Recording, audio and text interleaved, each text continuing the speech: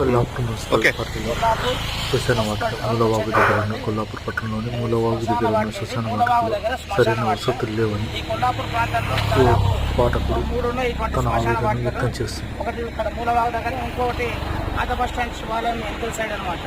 సరే, ఈరోజు చూపించడం ఏంటంటే కొల్లాపూర్లో చనిపోయిన వారిని ఇక్కడికి తీసుకొస్తే వారి బంధువులు కర్నూలు నుంచి, మహబూబ్ నగర్ నుంచి, హైదరాబాద్ నుంచి అనేక మంది వస్తారు.